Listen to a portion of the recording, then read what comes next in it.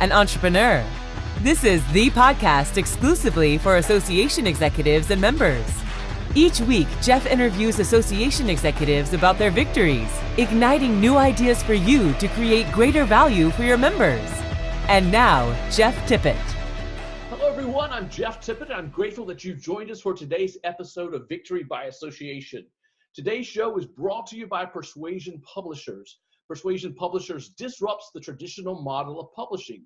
We empower you to get your story from idea to bookshelf in just 2 months with a high-quality product at an affordable cost. Learn more at persuasionpublishers.com or check out our show notes for the link. Today, I'm excited to welcome our guest, Meghan McGrath. Meghan, welcome. Hey, Jeff. Thanks for having me on the show. Thanks for being with us. Meghan and I had a chance to catch up just a little bit prior to starting the show, and it's going to be fantastic. I can already feel the energy and her expertise is going to be great. Tell us a little bit, Meghan, if you will, just high level here about your background, some of the work that you've done within associations. Sure, Jeff. So by day, I'm the director of marketing for Bates, a global management consulting firm specializing in executive presence and team leadership. But by night and weekend, I like to say I'm also a super marketing geek and the incoming president for the American Marketing Association Boston, where I'll be leading a board of directors that I currently sit on starting in June 2020. Well, first of all, congratulations on both of those, and especially as the incoming president. That's fantastic. Well, I'd like to start the show just by talking about something unique or different about you, that maybe something that the average person might not know or something our listeners might not know. What would you like to toss out? What would you like to offer today? Yeah, sure. I don't know if this is cliche or not, but I'm a super fitness junkie. I plan out my workouts. I lift weights. Most people ask me if I'm a runner, but, weightlifting is a passion. I boxed for a few years, so, love to keep active. That's fantastic. So, I tried boxing once, and there was this rush, but there was this fear all happening at the same time. So, I'm going to take my hat off to you because that's pretty awesome. Great. Talk to us a little bit about Association Victory, something here that you want to share, especially with your work with the American Marketing Association. Just toss something out, then let's dig down. Yeah, sure. That sounds great. Well, maybe I'll start by telling you how I got involved with the organization. Back in my mid-20s, I had sort of a mandate from my boss, get out and network and meet new people, right? And I think often people early in their career, they struggle with, well, how do I do that? How do I make that meaningful? So I sort of landed on the American Marketing Association because I was really looking for a community of marketers that were as passionate as I was about, the craft and the industry. Long story short, I love to write. I started blogging for them, and I got invited to a board meeting where I proposed, hey, why don't you guys have a podcast? I think, podcasts are sort of a more accessible way to connect with people. I think hearing people and having them come to life via audio is really powerful. So, I started a podcast for them about 1.5 years ago, maybe 2 years ago now, and sat on the board as the director of content marketing, and pretty soon going to be the president. And the podcast has just been a lot of fun. It's been a way for our community to connect with some of the world's biggest marketing thought leaders, CMOs of really interesting, innovative companies, which it's been, a great pleasure for me, but I think also it's just been a really great way to expand our community and really help bring amazing thought leadership to the marketers in the greater Boston area and nationally. Fantastic. Well, I have to admit, I am torn, Meghan, here, where to go next, because you've got two spaces that I find totally intriguing to talk about. One is the aspect of marketing, because a lot of associations do struggle in getting the message out there, telling the story, and some are having some issues with people just kind of falling away. But maybe we'll come to that if we have a second, but I really want to hit the podcast aspect of what you're talking about, because a lot of times people feel hey, podcasts have been around for so long. Why would I start one today? And for a lot of associations, they are trying to find a way to reach out and stay up with members and keep information to members and keep bringing value to their members. Tell me a little bit about the genesis for the podcast. And it sounds like you've got this entrepreneur spirit inside of you as well, which, gosh, I love that. I love that too. But tell me a little bit about your thought process as you were sitting there. How did you go from, hey, maybe we should start a podcast to actually getting it started. Tell me a little bit about the thought process that you went through that could really help our association executives that might be pondering a similar question. Yeah, sure. I mean, hindsight is 2020, right? It's always fun to think backwards. So I started 2 podcasts in my day job in my organization. We're a consulting firm. We found that as a really helpful, networking, maybe business development light tool, because you can have the sorts of conversations that you want to have with the people you want to have it with. And I think there are just so many benefits to that. I can't even, wouldn't even know where to begin. So that was on my mind. I also am just a consumer of podcasts. I listen to them every day on my way to work. I find them so fun and informative and really digestible. So when I got invited to my first board of directors meeting with the American Marketing Association, it's one of those days that I remember pretty well. It was kind of chaotic. I was I just 3 hours earlier signed for a new apartment, was going through a big breakup. It was one of those really dramatic days. So I showed up, ready for the game. And, the current president came around to me at the end of the meeting. He said, well, Meg, do you have any ideas for the board? What should we be doing or thinking about? And I said, well, have you ever thought about starting a podcast? And, kind of gave my reasons why. So, it's been a huge success. I think it's really changed the way all of our board reaches out to people. I think it's built deeper connections. It's called Talking Marketing, if you're interested. We've had the pleasure of, I host it, and I have a producer, Chris Goodnow, who's amazing. But really all of the board is involved and really passionate about getting cool guests onto the show. So we recently had Seth Godin on. His episode has not been yet released. It'll be released later this month, but that was a really big win. He's one of my idols. We've had authors like David Meerman Scott and CMOs like Victor Milligan of Forrester Research. So, getting all of their voices and perspectives out to our community has been so powerful for everyone involved. And I love to geek out over it. That's wonderful. So did you establish like some goals up front of and the purpose behind what you're doing? And did you establish any type of metrics, or did you just say, hey, we want to launch this and I want this to be accomplished? How did you approach launching it and selling it to the board and moving that whole thing forward? Sure. Yeah. Well, I have sort of an interesting perspective on podcasts. I think metrics are important, and certainly we do track and measure them, and we've set benchmarks year after year for what success looks like. But having run a couple for my company in the marketing department, I realized that podcasts were a tool outside of the metrics that they produce. I think really as a business development tool, whatever that means for associations, that might just mean bringing more people in, gaining more members, bringing blood and life into your community. They've been an amazing tool for that. I think that to me is more powerful than how many downloads you get episode to episode.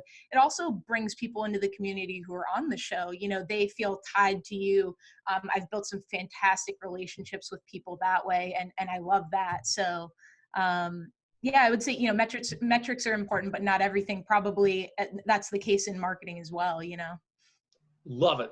100% agree with you. And I took me forever to launch my podcast because I couldn't figure out exactly why. Why am I going to do this? What's the purpose? Like, is there a space that's vacant right now? Is there a gap that I can feel? And, I speak professionally.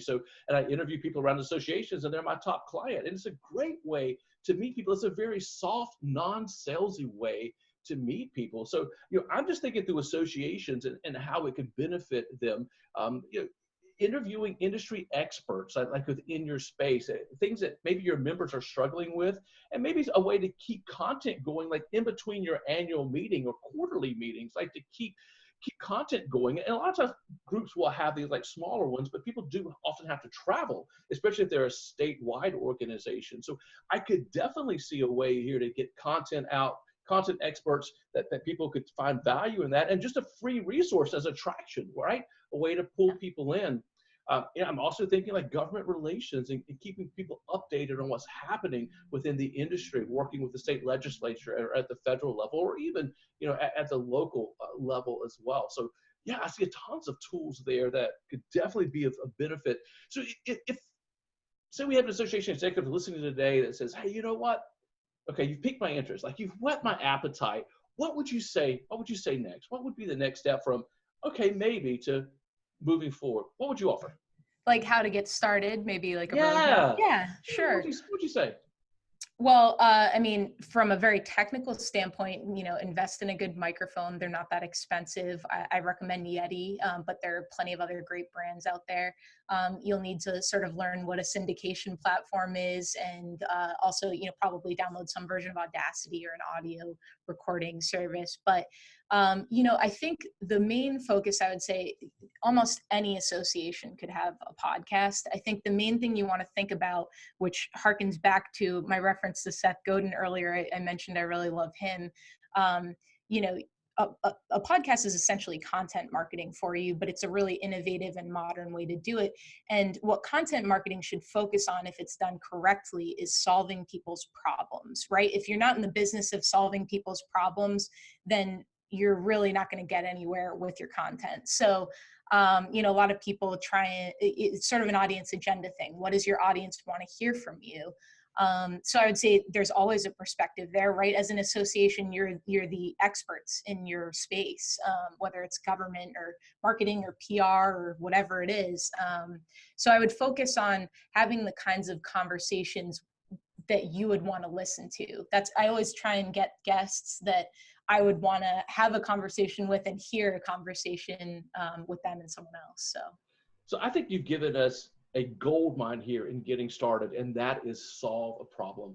And when I'm speaking from stage, I tell people all the time, there's not a shortage of money and there's not a shortage of problems. You just got to make that connection there that you can solve the problem and that you have the ability to make that happen. One of the things that I'm taking from what you said here, maybe just reaching out to members and saying, hey, what are the gaps? Like, what are you missing? What could we do? And then see if there's a connection here, an alignment, and a way to funnel that in and start putting that out there. Because I think you're right. Because if you're solving a problem that they are experiencing, they're going to listen. Like, they're going to download it. They're going to give you the time. And I see it as a great attraction tool, as I mentioned earlier. Like if people that are in the industry that are considering joining start listening to the podcast, they're getting all this free information. They're going to find value in that. So maybe that's and that's similar to my story. Like just understanding where's the gap, where's the problem, what are my members facing, and can I use this type of content marketing to solve that? What do you think? Did I sum you up okay? Yeah, I think that's terrific. I mean, I could go on about membership for a very long time, but we've certainly had members on our show. It's a great way to get them sort of re-engaged, because that's always a problem for associations. But it's also a great way to bring new members.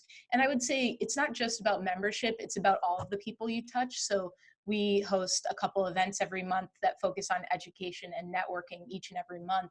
And so the podcast has become a great conversation starter, a great way to include people that we're meeting at these events. And it sort of becomes a full circle team effort, which is great. Fantastic. Well, let me ask you this final question as we head out and wrap up. And again, like this has been a fantastic conversation. We haven't talked about this in the past. So I really appreciate you offering your skills here and your expertise to talk about it. So one final thought that you might have for association executives that are out there, and maybe an interesting way to frame this up is like you're from the board side of things, and there's a difference being on the board side of things versus being on the staff side of things. I mean, those are like two entirely different worlds, but most of our audience are executives, like the staff side of things. What expertise or what thought, what final wisdom would you toss out for them to consider to help their organizations? Yeah, sure. I mean, it's hard to choose. I think, coming from the leadership side, I think great leadership really does the job no matter where you are. So focusing on serving those in your community and serving those on your board is really important. I would also say, this is outside of the podcast sphere, but, just taking small steps each day is really important. I think I spoke to someone actually on our show pretty recently who said he thinks that the most productive time of each and every day is probably only about 2 hours. That's when he gets everything done. But figuring out how you can spend your time wisely and make the largest impact through small steps each day for your association is really huge. And maybe try a podcast, Absolutely. So I'm on 100% on board with the small steps. And I have to tell you, Meghan, my confession is like that is the opposite of my personality. My personality is let's go all in, let's get it done right now, or why didn't we get this done yesterday type mentality. And sometimes I found that that was actually paralyzing to me because then I just wouldn't move forward. If I just couldn't do it all and do it all right now, I was like, I throw my hands up. But I'm trying to understand the concept of just taking those daily steps. And you get there because each day is going to pass, right? So if you just keep taking those steps, you'll get there. So that's fantastic. Megan, how is an easy way for people to find you if they would like to connect and maybe talk with you more about Bates Marketing or the American Marketing Association or just ask you questions? What's the best way for people to connect with you? Yeah, sure. I mean, please do. I'm an open book. You can connect with me on LinkedIn, Meghan McGrath, and also, I have a Twitter profile that you can connect, follow me there if you'd like. We share a lot of updates about what the association's doing, events and stuff. If you're in the, greater Boston area, those are an opportunity as well. That's fantastic. Meghan, once again, you've given us great knowledge here today. I'm grateful. Thank you for your time. Thank you all for listening, being a part of today's show. And I'll see you all next week as we discover another victory by association. You've been listening to Victory by Association with Jeff Tippett. If you've enjoyed, please subscribe, rate, and review. Be sure to check out the show notes for links relating to this episode. For information about becoming a sponsor or guest, please email podcast@jefftippett.com.